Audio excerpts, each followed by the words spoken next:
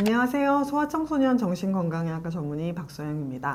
안녕하세요. 소아청소년과 전문의 손수예입니다. 선생님, 오늘은 소아정신과 하면은 딱 떠오르는 단어가 하나 있어요. 바로 ADHD에 대해서 얘기해 보기로 했죠. 네, 맞습니다. 사실 이 ADHD는 외래어면서 진단명인데 사실 안 들어보신 보호자분들이 거의 그렇죠. 없을 정도로 그냥 많이들 농담으로라도 막 하잖아요. 너 ADHD 아니야? 이렇게. 그래서 성인들끼리도 맞아요. 이제 얘기하고 이렇게 하는데, 그래서 제가 이 ADHD에 대해서 좀 이야기를 해보려고 하는데요. 사실 이렇게 많이 아시는 만큼 또 그만큼 오해나 편견, 그죠. 그리고 잘못된 이해 이런 것들도 엄청 굉장히 많은 많은 게 것 같아요. 사실이거든요. 그리고 최근에는 한 그 유명하신 분이 이제 TV에서 ADHD 약에 관한 잘못된 오해를 살 만한 말씀을 하셔가지고 봤어요. 그래서 너무 당황스럽더라고요. 네, 그래서 대한소아청소년 정신건강의학회에서 성명서도 발표를 하고 이런 일이 있었습니다. 네. 그래서 사실 저희 채널의 역할이 뭡니까, 선생님? 제대로 알려주기. 네, 올바른 정보를 정확하게 그리고 간단하지만 이해하기 쉽게 알려주는 거, 그리고 오해와 편견을 바로잡는 게 저희 채널의 목적이기도 하잖아요. 네. 네, 그래서 제가 큰 결심을 했습니다. 네. 네, 어떤 결심이죠? 네, ADHD 시리즈물을 제작을 해보기로 시리즈? 네, 오. 결심을 했습니다. 네, 그러면은 기대를 하겠습니다. 네. ADHD가 네. 무엇인지 네. 또 이렇게 쭉 이렇게 시리즈로 이제 네, 네. 알려주신다고 하니까 네. 정말로 기대가 큰데요. 네. 사실 이 ADHD는 소아청소년 정신건강의학과 의사라면 사실 진료를 하루에 만약에 20명을 본다, 그럼 거의 10명이 ADHD일 정말요? 정도로 굉장히 진료실 비중이 안에서 크네요. 네, 굉장히 많고 굉장히 흔하게 자주 보는 아이들입니다. 그래서 그거를 이제 하나하나 짚어드릴게요, 제가. 네. 그 첫 번째 시간 ADHD에 대해서 제대로 알기. 네. 첫 번째 빠밤. 빠밤. ADHD가 무엇인지 네. 그 정의부터 네. 알려주시죠. 네, 항상 제일 중요한 게 정의죠. 그래서 ADHD는 Attention Deficit Hyperactivity Disorder를 이제 한국말로 번역을 해서 주의력 결핍 과잉행동 장애라고 부르는 정신과 진단명 중에 하나입니다. 네. 그래서 이 진단명 자체가 이 진단명의 특성들, 주의력이 좀 떨어지는 거, 그 다음에 과잉행동이 있는 거, 네. 충동성이 있는 거, 이 세 가지 특징을 보이는 아이들. 근데 이 세 가지 특징이 이 아이의 발달 수준이나 인지 수준, 또래 수준에 비해서 현저히 떨어져서 이 아이의 생활이나 어떤 발달 과정에 악영향을 끼칠 때 우리가 그것을 ADHD라고 부릅니다.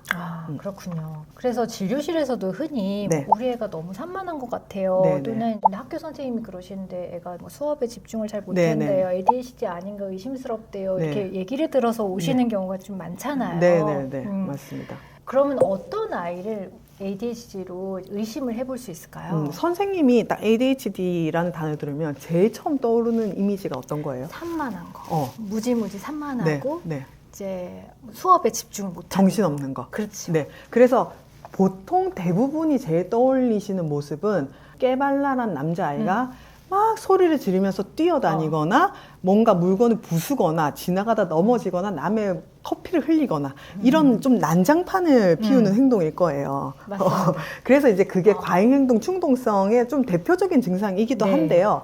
제가 아까 세 가지 증상이 이제 주요라고 했잖아요. 이거를 하나씩 한번 좀 볼게요. 네. 그래서 주의력 결핍은 집중을 못하는 걸 뜻하는 건 아닙니다. 그래서 우리가 주의력과 집중력은 조금 차이가 있는데요. 네. 사실은 주의 집중력이라고 부르는 게 좀 맞아요. 그렇죠. 네, 그래서 어떤 보호자분들은 우리 아이는 레고 할 때 너무 2시간도 하는데요. 근데 어떻게 그게 ADHD냐 하시는데 네. 사실은 이 주의 집중력을 어떻게 조절하느냐, 이게 주의 집중력을 판단하는 키포인트죠. 네. ADHD에서 말하는 주의력 결핍은 집중을 못하는 병이라기보다는 집중력의 조절이 어려운 거를 말하는 겁니다. 그러니까 집중을 할 때와 안 할 때를 구분을 못하는 네, 거예요. 네, 네. 그래서 내가 하기 싫은 것도 집중을 유지할 수 있는 힘, 내가 하고 싶은 거에서도 집중을 전환시킬 수 있는 힘, 네. 다양한 주의 집중력이 포함됩니다. 그렇군요. 네. 그러니까 어떻게 보면 조절력을 보는 게 맞아요. 더 맞겠네요. 네. 그래서 두 번째가 제가 과잉행동이라고 말씀드렸잖아요. 네. 이 과잉행동은 막 뛰어다니고 행동이 과하고 끊임없이 말하는 거. 아하. 그렇게 눈에 띄는 과잉 행동이 있지만 또 하나는 뭐냐? 이 머릿속의 과잉 행동도 있습니다. 이게 뭐냐면 이 사고의 전환이 굉장히 빠른 건데요. 머릿속에서 너무 많은 생각들이 떠오르는 거죠. 빨간 건 사과, 사과는 맛있어, 맛있는 건 바나나, 바나나는 길어, 긴 것은 기차. 이렇게 생각이 계속 뻗쳐나가는 거예요. 생각이 너무 과하게 많이 이제 액티브가 되는데 그걸 조절 못하는 것도 이제 특징 중에 하나입니다. 그러면 순서 기다리기 이런 것도 좀 힘들어 하겠네요. 그렇죠. 네. 그래서 이것과 연관된 게 세 번째 특징, 바로 충동성입니다. 그래서 이 충동성은 예를 들어서 내가 생각이 막 떠올랐어요. 제가 선생님이랑 이렇게 영상을 찍고 있다가 선생님 갑자기 귀걸이가 눈에 들어왔어요. 떠오를 수 있잖아요. 근데 저는 그 얘기를 안 하겠죠. 네. 영상 촬영을 해야 되니까. 그러니까 이게 선택적 집중을 하는 거죠. 네, 맞아요. 근데 떠올랐는데 못 참고 잠깐만, 귀걸이 뭐야? 이렇게 하는 거. 그래서 이게 내가 즉각적으로 보이는 걸 참지 못하는 행동으로 이제 옮겨가는 거네요. 바로 액션이 나오는 거. 그 다음에 막 대화를 하는데 대화 차례를 기다리지 못하는 거, 순서를 기다리지 못하는 거. 이것도 빨리 이제 얘기하고 싶어. 충동성인 거죠. 네, 이런 것도 포함이 됩니다. 근데 이제 선생님 ADHD도 나이별로 좀 네. 증상들이 좀 다르게 나타나잖아요. 네. 네, 그런 거에 대해서도 좀 설명해 주시면 좋을 것 같아요. 너무너무 다릅니다. 가장 흔한 거는 이제 초등학교 1, 2학년 친구들입니다. 네. 그래서 이 친구들은 어떤 모습을 주로 보일 수 있느냐. 흔히들 이제 생각하는 수업 시간에 가만히 있지 못하는 거. 선생님이 말을 하는데 계속 끼어든다든지, 계속 중간에 딴소리를 한다든지, 계속 자기가 하고 싶은 말을 하니까 수업의 흐름에 방해를 끼치는 거. 그 다음에 쉬는 시간이 끝나고 수업 시간 됐는데 제자리에 빨리 앉지 못하고 계속 딴짓을 하고 있는 거. 네. 그래서 선생님이 여러 번 지적을 해야만 자리에 앉고 그 다음에 책을 펴는 거. 그 다음에 수업 시간에 갑자기 화장실을 간다든지 수업 시간에 이게 이 친구들이 조절도 잘 안 돼서 만약에 옆 친구한테 지우개 빌려줘야 되는데 수혜야 지우개 이렇게 나와버리는 거예요. 수업 중에. 네, 이게 이제 이런 충동성. 모습들이 나올 수가 있는 거죠. 그러니까 조절력이 없는 거네요. 네네. 그렇죠? 그래서 학교에서는 이런 모습이 보일 수가 있고 또 집에서는 어떤 모습이 보일 수 있냐 하면은 집에서는 이제 숙제나 해야 될 일들이 이제 생기잖아요. 네. 그걸 계속 미루거나 매일 충분히 할 수 있는 일인데도 안 하고 버텨요. 그래서 이제 부모님들이 힘들고 그리고 이제 학교 등교 시간이 매일매일 전쟁이죠. 이것만 하고 이것만 하고 이것만 하고요. 그래서 시간 관리.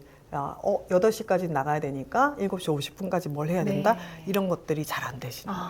그러니까 알고는 있는데 이게 실행이 안 되는 거예요. 네네네. 그런 경우 많습니다. 그러면은 네. 이제 좀 어린 친구들도 진단을 받잖아요. 네네네. 그 어린 친구들의 또 유형이 또 따로 있나요? 네네. 근데 사실 한 만 4세부터도 우리 아이가 ADHD가 아닌가요? 하고 데리고 오시기도 합니다. 사실은 이제 만 3세나 만 4세에서는 ADHD 진단 내리기엔 아직 너무 어린 어리죠. 나이예요. 근데 이제 ADHD at risk라고 해가지고 좀 ADHD 가능성이 있다 이런 친구들의 특성을 좀 보면요. 이 친구들이 말을 잘 안 들어요. 근데 당연히 만 4세, 5세, 그러니까 한국 우리 나이로 5살, 6살 원래 말 안 되는 듣잖아요, 애들이 그때는. 네, 원래도 말을 잘 안 듣는데 이게 이제 유치원 피드백은 뭐냐면 때를 심하게 쓴다.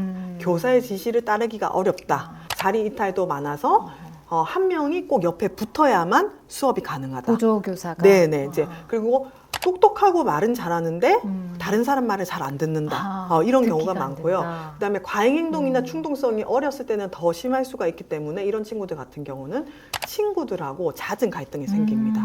그래서 어렸을 땐 친구를 자주 때린다든지 깨문다든지 이렇게 행동화하는 이게 충동성인 네. 거죠. 네. 이런 것들이 이제 학령 전기 아이들에게서 네. 나타날 수 있는 특징입니다. 그런 아이들이 모두 ADHD는 아니지만 어쨌든 하이 리스크에 네. 포함된다는 거예요. 네, 네. 근데 또 원래 그런 성격인 애들도 있긴 네. 있잖아요. 네, 뭐 네. 이제 이런 아이들하고 어떤 특징적인 네. 차이가 있는지도 좀 네. 궁금하고 네. 또 부모님들도 우리 애가 그냥 성격이 그런 거 아닐까요? 이렇게 네. 말씀하시는 부모님들이 있을 것 같은데 네, 네. 어떻게 생각하시나요? 당연히 그런 부분이 있고요. ADHD라는 똑같은 진단명 안에도 아이들이 보이는 모습이 이 아이가 원래 가지고 있는 기질이나 성격에 따라서 너무 다르게 다르네요. 나타날 수가 있는 거예요. 그래요. 네, 그렇기 때문에 ADHD 때문에 무조건 이래야 된다. 이런 건 절대 아닙니다. ADHD뿐만 아니라 모든 정신과 영역에서는 질적인 걸 생각해야 돼요. 우리 아이가 또래 수준에 비해서 혹은 우리 아이가 가지고 있는 기본 인지 기능에 비해서 이 조절하는 능력이 부족할 때 그래서 그것 때문에 실제로 우리 아이가 어떤 자기의 역량을 펼치고 또 원만하게 생활을 하고 자기가 잘 성장하는 데 있어서 어려움이 있다면 네. 이것은 도움을 줘야 되는 사인인 건 맞는 거죠. 그렇죠. 네. 네. 우리 아이가 평상시에 어떤 어려움을 겪는지 이런 걸 잘 관찰을 해야 될 것 같습니다. 네. 그런데 이제 ADHD가 사실 제가 듣기로는 막 초등학교에 가면은 네. 반에 한 명은 꼭 있다. 네네네. 뭐 이런 이제 얘기를 들을 정도로 조금 흔하다고 알려져 네, 있는데 네, 네. 정말로 이게 흔한가요? 네. 실제로 굉장히 흔합니다. 그래서 세계적으로는 이 유병률이 한 5에서 7% 정도. 되게 전 세계적으로. 5에서 10%면 100명 중에 5명에서 7명이 그렇죠. ADHD라는 그래서 거잖아요. 상당히 많아요. 오. 그리고 이제 뭐 우리나라에서는 초등학생에서는 13%. 와, 그리고 진짜로 한 반에 한 명이네요. 한 반에 한 명 이상이죠, 사실. 그러네요. 네. 그리고 중고등학교는 한 7% 정도가 음. 됩니다. 이제 또 많이들 알고 계시겠지만 사실 남자애들이 여자애들보다 좀 많습니다. 네. 그래서 연구에서는 적게는 2배, 많게는 10배까지도. 10배요? 네. 네. 그러면 이제 사실 부모님들이 제일 궁금해 하시는 것들이 이 부분이에요. 네. 도대체 왜 생기는 걸까요? 네. 네. 왜 이러는 거예요? 네, 네. 답답해 하시거든요. 네. 내가 뭘 잘못해서 이렇게 네. 됐나라는 생각을 많이 하시거든요. 근데 사실은 ADHD라는 거는 이 아이의 기질, 성격, 그리고 발달 수준, 인지 이런 걸 모두 종합적으로 해석하는 거기 때문에 사실 네. 단일 딱 한 가지의 원인으로 규정짓기는 어렵습니다. 그래서 다양한 환경적인 요인 그리고 다양한 유전적인 요인들이 다 축적돼서 이 아이에게 ADHD라는 증상으로 발현이 되는 거죠. 그래서 여러 가지 원인들이 다 같이 포함이 되어 있다. 그런데 이 ADHD라고 진단을 받은 아이들의 뇌 영상 연구를 해보니까 이 아이들이 공통적으로 보이는 이제 사인이 있는 거죠. 그것이 가장 지금까지는 근거 있는 이제 현상, 원인이라고 할 수가 있는데 그건 이 ADHD가 발달학적 그리고 뇌기능적인 생물학적인 질환으로 분류가 되어 있거든요. 그러니까 실제로 뇌기능상의 어려움이 있다는 뜻이 되겠죠. 그렇죠. 그러면 뇌기능상에 어떤 어려움이 있냐? 대부분 많이 알고 계시는 이 전두엽과 도파민과 관련이 있습니다. 전두엽과 관련된 뇌 안에서의 신경회로 그리고 그 신경회로와 관련된 도파민의 기능적인 문제 이런 것들이 다 포함된 거죠. 네. 이 전두엽이라는 게 뇌 앞쪽에 있는 두뇌입니다. 그렇죠. 근데 이 전두엽은 사실 성숙을 활발하게 하기 시작하는 시기는 보통 만 4세 이후부터 엄청나게 발달을 해요. 그래서 그때부터 발달을 하기 때문에 우리가 만 3세, 만 2세에는 ADHD 얘기를 하기가 어렵다는 거예요. 그렇네요. 근데 이 전두엽은 만 4세, 5세부터 활발하게 발달을 해서 뇌 중에서 가장 늦게까지, 그러니까 청소년기 후반까지 발달을 가장 많이 하는 사춘기 때도 엄청나게 네. 시냅스가 네, 이루어지잖아요. 뇌 발달의 영역이거든요. 근데 이 전두엽의 역할은 인간을 인간답게 만드는 뇌, 그러니까 이성의 뇌라고 할 수 있습니다. 그래서 우리 뇌에서는 뇌의 CEO 역할을 한다 이렇게 생각하시면 돼요. 근데 우리가 CEO 하는 역할이 뭡니까? 통제해 주는 거. 레귤레이션이죠. 그래서 체계를 잡고 우선순위를 정해주고 선택적으로 집중할 수 있게 해주고 조절하는 게 이제 CEO 역할입니다. 근데 우리 ADHD 진단을 받은 아이들은 전두엽과 관련된 이 주의 집중력, 참을성, 조절력과 관련된 이 신경회로가 다소 미성숙하다. 보통 평균적인 거에 비해서 한 1, 2년 정도 미성숙하다는 연구 결과는 공통적으로 근거가 있는 연구로 나왔습니다. 네.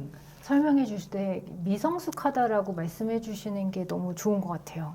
그렇죠. 성숙할 수 있다는 뜻이죠. 그렇죠. 앞으로 네. 성숙해질 수 맞습니다. 있다는 네. 희망이 있으니까요. 네. 뭔가 아이가 잘못된 게 아니라 발달학적 장애 안에 들어가 있다고 제가 처음에 설명을 드렸는데 네. 그 말은 발달 과정에서 변할 수 있다는 뜻이 되겠죠. 그렇군요. 네. 또 환경적인 부분도 무시를 못 하잖아요. 특히 네. 양육 환경 네, 같은 네. 경우 네. 뭐 내가 좀 잘못 키워서 그런 거 아닌가 네, 아니면 네, 내가 네. 아이가 어렸을 때 이제 내가 안 키우고 할머니 손에서 키워서 그렇게 된 게 아닌가라고 네. 이제 걱정을 하시는 부모님들도 있거든요. 네, 네, 네. 근데 이게 사실 양육 때문만도 아니잖아요, 선생님. 그래서 이거는 뭐 단일 원인으로 뭔가 이렇게 규정짓기는 어렵습니다. 그래서 부모님 때문만은 아니다. 그런데 예를 들어서 우리가 이제 모글리를 한번 떠올려 볼게요. 늑대가 키운 아이? 네네.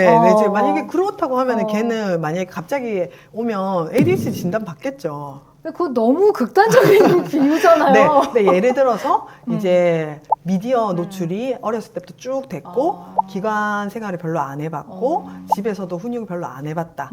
그러면은 이제 자기 조절력이 나이가 든다고 갑자기 자기 조절력이 키워지는 게 아니거든요. 그런 경험이 하나도 없었을 그렇죠. 때. 그리고 전두엽의 발달이라는 것도 우리가 뇌 네. 발달이라는 게 아이를 그냥 먹이고 재우고만 한다고 해서 뇌가 잘 자라는 게 아니잖아요. 맞아.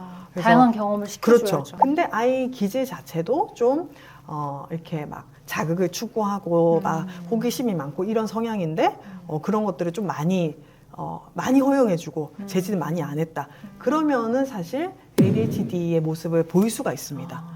이 원인들 때문에 치료 방법도 달라집니다. 네네. 그리고 부모 탓은 아니지만 어릴수록 부모 역할이 너무너무 중요하기도 합니다. 큰 비중을 차지하는 네, 거예요. 네. 그래서 앞서 얘기했던 유치원생 이런 친구들은 거의 이제 치료의 방향이나 중재 방향도 부모 교육 쪽으로 가는 거죠. 그러면 그런 거를 앞으로 선생님께서 ADHD 시리즈를 통해서 네. 차근차근 알려주신다는 거죠? 네, 맞습니다. 제가 이렇게 또 얘기를 하다 보니까요. 또 이제 또 의욕이 이렇게 에너지가 이제 솟는데요. 오늘은 정말 맛배기입니다. 그래서 ADHD가 무엇인지에 대해서 알려드렸고요. 이제 앞으로는 ADHD를 언제 어떻게 열심히 해야 되느냐, 그리고 다양한 ADHD의 모습들, 그리고 동반 질환이 있는 ADHD는 어떤 모습으로 나오는지도 알려드릴 거고요. 그리고 ADHD는 도대체 어떻게 진단을 하는지, 진단하는 과정. 많이 궁금해하실 네. 것 같아요. 그리고 가장 궁금해하시는 ADHD 어떻게 치료하느냐. 그리고 그 중에서 가장 논란의 중심에 있는 약물 치료. 또 제가 설명을 해드릴 겁니다. 그리고 방금 말씀드린 부모님의 역할에 대해서도 제가 열심히 앞으로 영상을 만들어 보겠습니다. 이제 완전히 ADHD 대백과를 대장정을 이제 찍으려고 네. 박사님께서 준비 중이십니다. 네, 저 할 수 있겠죠? 이제 오늘 첫 시간인데도 네. 이미 방대한 양을 하셨어. 네, 네. 근데 이제 우리가 시작이 반이라고 하잖아요. 네. 이제 앞으로 이제 많은 분들이 댓글로 이제 궁금한 점을 올려주실 건데 그것도 많이 반영을 해주실 거죠? 네, 맞습니다. 이게 사실 제가 아까 진료실에서 반 이상의 ADHD 아이들이 많이 온다고 말씀드렸잖아요. 그래서 진료실에서 정말 제가 거의 한 이 목소리로 말씀드리거든요. 근데 우리도 다 진료실에 가보면 거기서 듣고 와도 많이 까먹잖아요. 까먹어. 그래서 이제 이 영상을 또 제작을 하면 많은 이제 보호자분들, ADHD를 양육하고 계시는 보호자분들에게도 도움이 되지 도움이 될 않을까 것 같아요. 하는 생각이 듭니다. 네. 그래서 댓글로도 많이 참여를 해주시는데 저희가 이와 동시에 설문조사를 하나 이제 진행을 네. 하려고 합니다. 그래서 ADHD에 대한 인식조사, 현재 우리 양육자들과 부모님들, 예비 부모님들은 이 ADHD에 대해서 어떻게 알고 계시고 또 어떤 오해를 하고 계신지, 그리고 궁금한 것은 무엇인지에 대해서 이렇게 설문조사를 진행을 하려고 합니다. 그래서 여러분들이 많이 참여를 해주시는 만큼 이 컨텐츠의 질이 또 높아지니까 또 많이 참여해 주시기를 제가 부탁드리겠습니다. 네, 많이 많이 참여해 주세요. 네, 박쌤만 이제 믿겠습니다. 영상 화이팅! 영상 다 올리실 거죠? 네. 제가 내 눈으로 지켜볼게요. 네. 네, 오늘도 좋은 말씀 감사합니다. 다음에 또 봐요. 안녕.